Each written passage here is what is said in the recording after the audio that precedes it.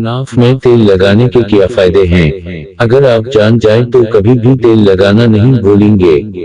उसके लिए आपको सिर्फ अपनी नाफ में तेल लगाना है, जिसका तरीका कार कुछ यूं है।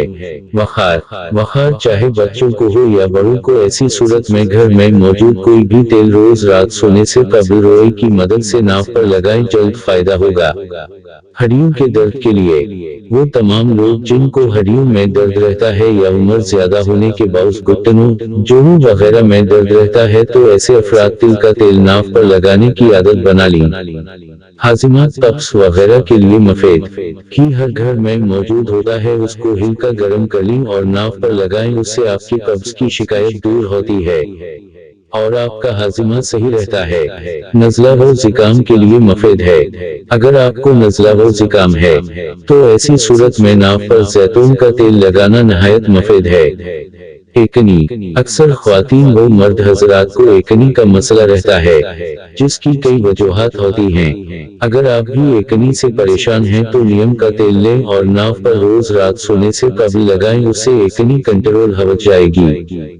चेहरे को चमकदार बनाए, बादाम का तेल नाफ में लगाने से जल्द चेहरा चमकदार हो जाता है और उस पर ताजगी आ जाती है। घुटनों के दर्द के लिए मावन, जिन अफराद के घुटनों में बहुत दर्द रहता हो, वो रोजाना रात को सोने से कबल 3 कतरे कैस्टर ऑयल के नाफ पर टपका ले, दर्द में जल्द आराम आ जाएगा। सुस्ती और थकन दूर करने के लिए, अगर आपको सुस्ती और थकन ज्यादा महसूस होती है तो सरसों का तेल नाफ पर लगाने से सुस्ती और थकन दूर हो जाती है और उससे आपको सुकून महसूस होगा।